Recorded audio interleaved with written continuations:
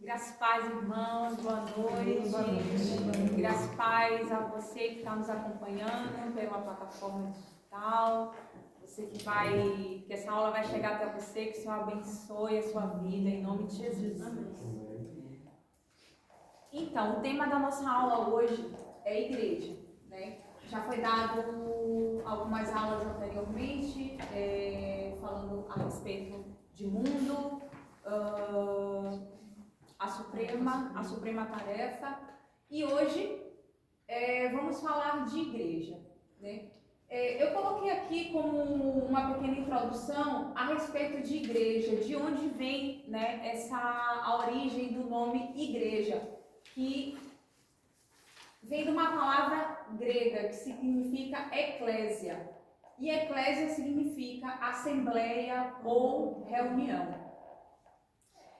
Essa palavra, ela por sua vez, é a combinação de uma preposição que quer dizer, tem o sentido de para fora, com kalel, que tem o sentido de eu chamo.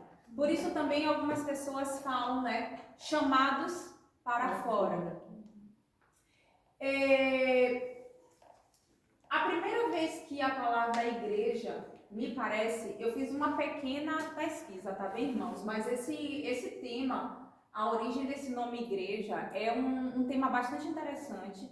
Eu já havia estudado antes, já tem para uns 4 anos mais ou menos que eu fiz um estudo a respeito disso, mas foi pelo YouTube, mas eu achei muito interessante esse estudo. Já tem um tempo, não me lembro de muita coisa, por isso eu tive que fazer novamente um estudo. Então é mesmo assim uma coisa bem superficial, mas eu aconselho os irmãos a estudarem e procurarem saber a respeito disso.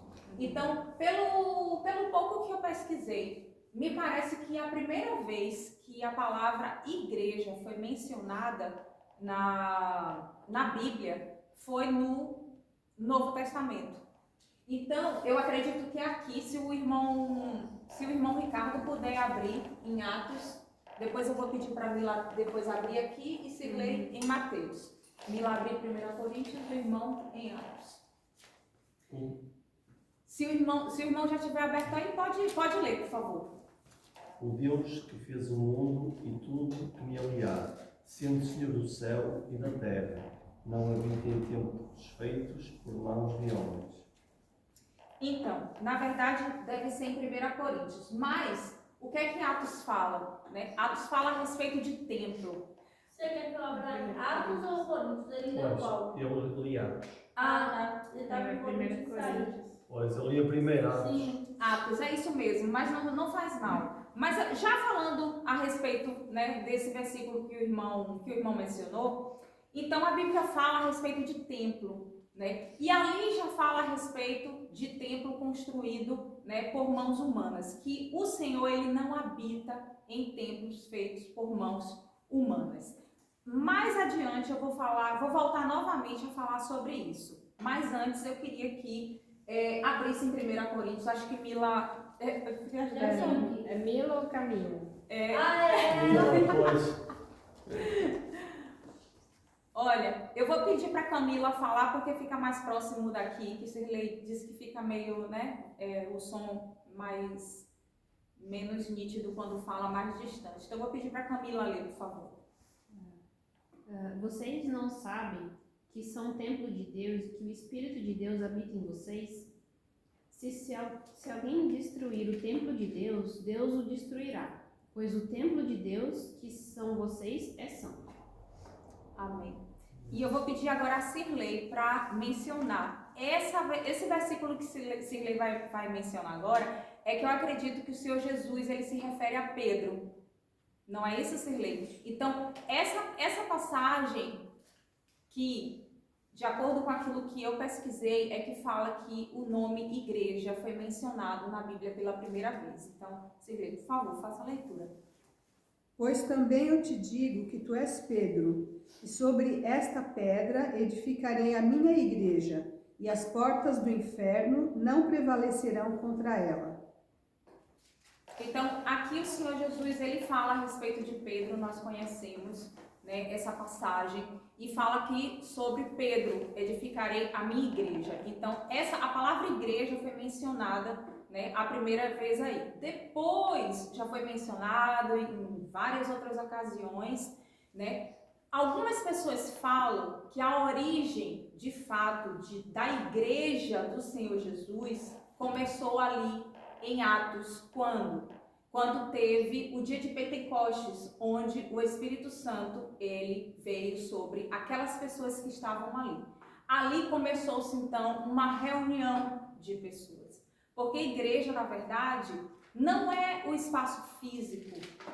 Igreja, na verdade, é a reunião. E hoje nós chamamos o espaço físico de igreja. Porém, no fundo, né? E eu creio que aqui está em concordância com o que o autor do livro vai falar um pouco mais à frente, e a gente vai fazer aqui uma relação a respeito disso. Igreja somos nós. Amém? Eu esqueci de colocar aqui, mas eu anotei aqui. Igreja é igual a corpo de Cristo. Então, a igreja é o corpo de Cristo. Então, nós somos o corpo de Cristo. Né? O corpo de Cristo, e Cristo é o cabeça do corpo. E tem os membros, né? E a gente fala ali, né, a respeito dos membros. E também igreja significa a noiva de Cristo, porque Cristo, ele é o noivo. E quando ele voltar, ele vai levar consigo quem? A noiva. Quem é a noiva? A igreja. Quem é a noiva? Emília. Quem é a noiva? Vanessa. Quem é a noiva? Camila. Quem é a noiva? O irmão Ricardo. Quem é a noiva? O irmão Bento. Então, igreja somos nós.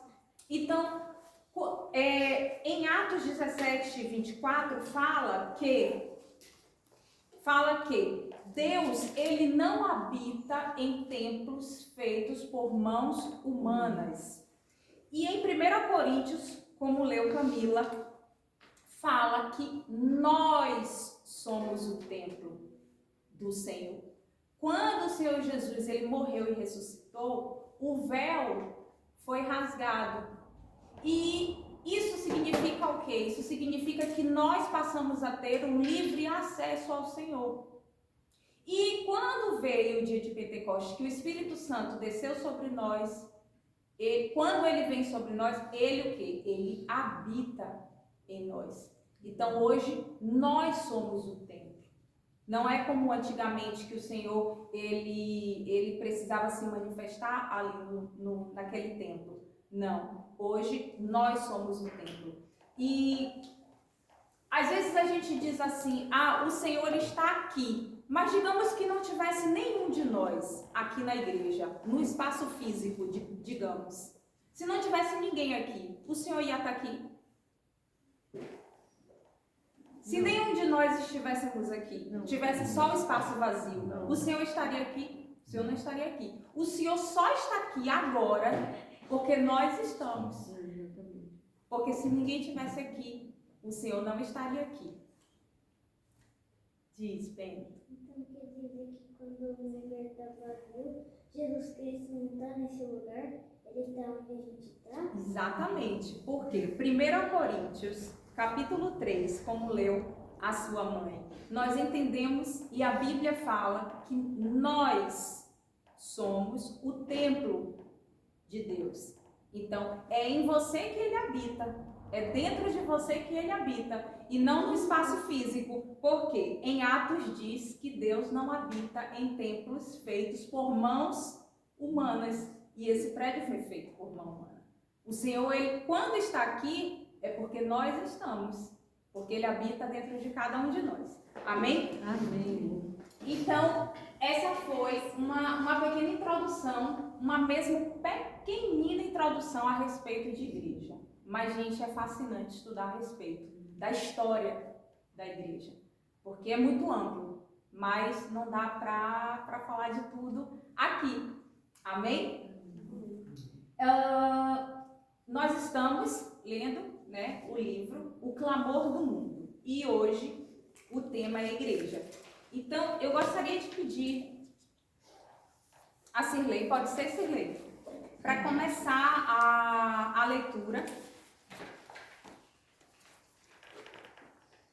A terceira palavra que desejo enfatizar é o termo igreja.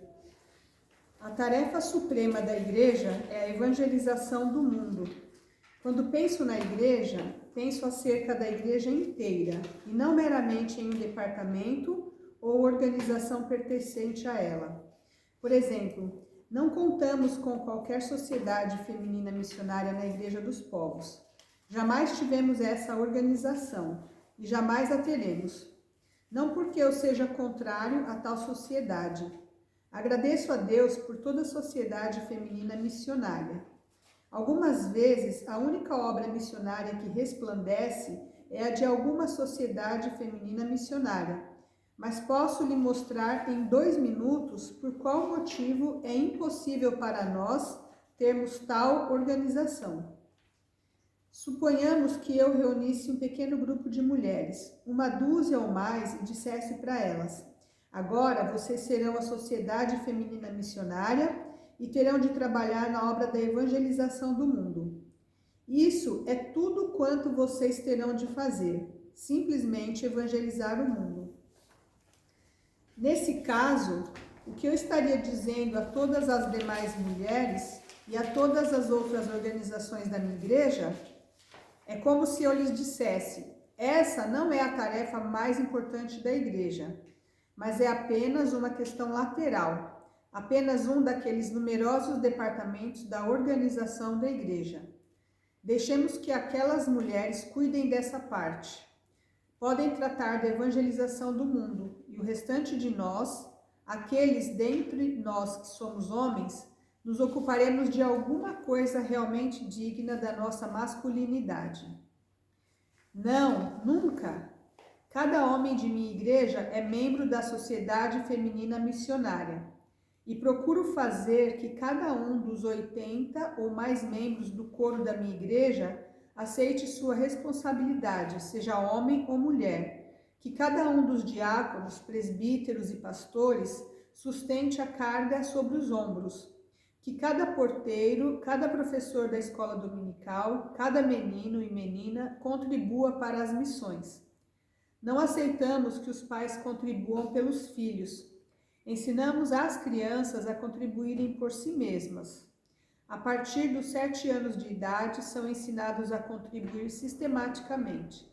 Então, ao crescerem, não temos a menor dificuldade com eles. Já aprenderam a ofertar. Essa tarefa é extremamente importante para ser entregue a qualquer organização. Pertence à igreja inteira, e quando todos adquirem a visão e todos fazem alguma coisa, então o nosso alvo é atingido e nosso orçamento completado. O nosso lema diz: cada crente um missionário. Trata-se da tarefa da igreja inteira. Amém. Obrigada, Cirlei. Então, a respeito, do texto, o que é que nós podemos aqui destacar?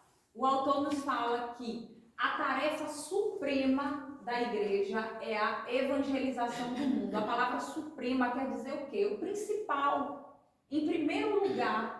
A tarefa que está em primeiro lugar da igreja é a evangelização do mundo. E o que é a evangelização do mundo? Já foi falado em aulas anteriores.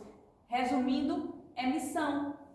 Então, eu achei bem interessante que o autor, ele está em concordância com o que nós falamos aqui a respeito de igreja. Quando nós falamos que igreja é cada um de nós, que o Bento é a igreja, que a Emília é a igreja, que o irmão Ricardo é a igreja. Então eu achei interessante que na igreja onde esse pastor, ele é responsável, ele disse que essa responsabilidade de missões, de evangelização do mundo, não cabe a um departamento só. E nós sabemos que na maioria das igrejas existe o departamento de missões. Existe o departamento de mulheres, o ministério, Ministério de Mulheres, o Ministério Infantil, o Ministério dos Homens. O que mais de ministério Me recordem aí. Diz aí, Cunha, você que conhece muitas igrejas lá. De louvor, De louvor, Jovens e de um monte de adolescentes. coisa, inclusive de missões, não é isso? De missões. Eu mesmo numa igreja, né, onde eu congreguei lá no Brasil, eles usavam muito até a revista Jocum, que a nossa irmã Luciene, Sim. né, conhece muito. É um ministério maravilhoso, é um grupo maravilhoso. E então, o Ministério de Missões é um ministério muito importante, porém na maioria das igrejas existe o departamento de missão. E na igreja desse irmão aqui, ele falou que ele nunca, na igreja dele nunca iria dar certo isso. Por quê? Porque ele entende que missão, tem até escrito aqui porque já estava aqui, que cada crente, ou seja, cada igreja é um missionário. Então, na igreja dele, ele ensina desde pequeninos, como também já foi falado aqui a respeito, cada professor da escola dominical, cada menino e menina contribua para missões, ou seja, desde lá do departamento infantil, os professores já ensinam às crianças que as crianças também podem contribuir. E como é que as crianças podem contribuir? Nós que somos pais, lá em casa o Sandro já orientou a Mel. A Mel não tinha mesada. Não sei se é aqui fala mesada em Portugal. Pronto, a Mel não tinha mesada. E o Sandro disse, como a Mel vai dizimar, vai ofertar se ela não tem o dela? Então o Sandro explicou para ela, filha, a partir de agora, você vai ter mesada. Mas você vai ter mesada e também você tem que aprender que com esse dinheiro você retira o dízimo e quando você também sente no coração de ofertar, você também vai tirar do seu. Então aqui, ele também, na escola dominical, eles também ensinam as crianças. Inclusive ele fala aqui, e procuro fazer que cada um dos também aceite sua responsabilidade. Mas tem uma parte que eles falam aqui, ó. Tem uma parte aqui que eles falam que eles não aceitam que o pai dê no lugar do filho. Por quê? Porque senão fica fácil para a criança dessa forma. E não embute na mente da criança a responsabilidade que ela terá de contribuir para missões. Então, desde cedo é ensinado a respeito disso. Então, cada crente um missionário, desde pequenininho. Então, lá nessa igreja, o irmão entendeu que cada irmão cada pessoa é uma igreja. E a tarefa suprema da igreja, ou seja, o Bento, evangelizar o mundo, ou seja, missão. Quando todos adquirem a visão, ou seja, quando todo mundo tem esse entendimento, o alvo é atingido. Quando todo mundo não tem a visão, o alvo não é atingido. Ele disse aqui que, deixa eu ver se eu consigo encontrar.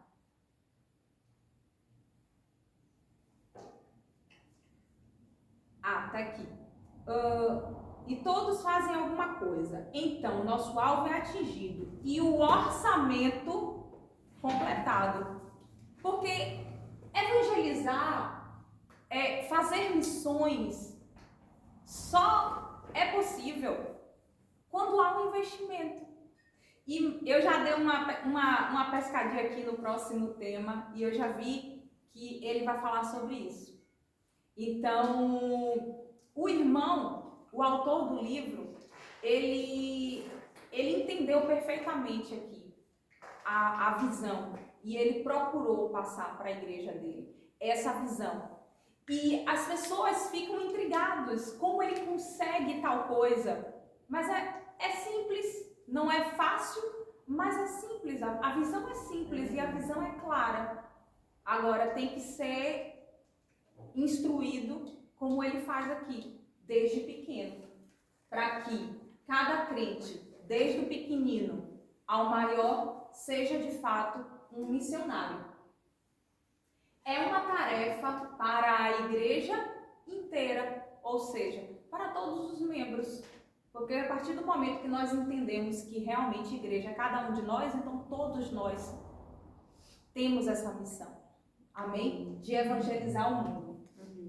Esse tema pronto, me coube aqui, não é uma grande parcela, mas eu espero que tenha contribuído, né, para os irmãos. Uma coisa também que eu gostaria de falar a respeito de missão é que, às vezes, a gente, né, já foi falado que a respeito de evangelização, a diferença da palavra evangelização e evangelismo, né? Já foi falado aqui, acho que foi logo nas primeiras aulas, que evangelismo é quando você faz ali, divulga o evangelho dentro da sua comunidade, da sua cidade. E evangelização é quando é fora. Fora da sua Né? cidade. Missões, exato, fora da sua cidade. Então, às vezes a gente pode imaginar assim, nossa, mas como é que eu vou fazer missão? Eu não tenho condições de, por exemplo, ir para, um exemplo, o sertão do Brasil, né?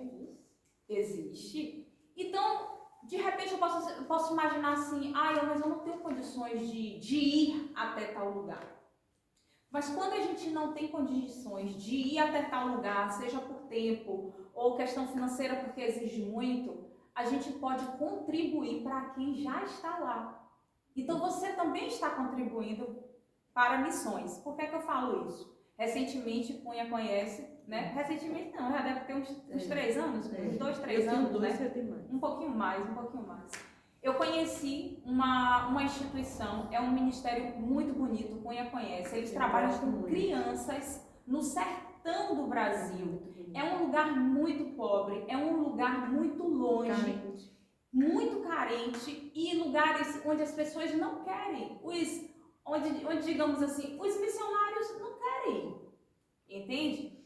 E lá tem um casal, tem uma família lá de missionários. E o que é que acontece?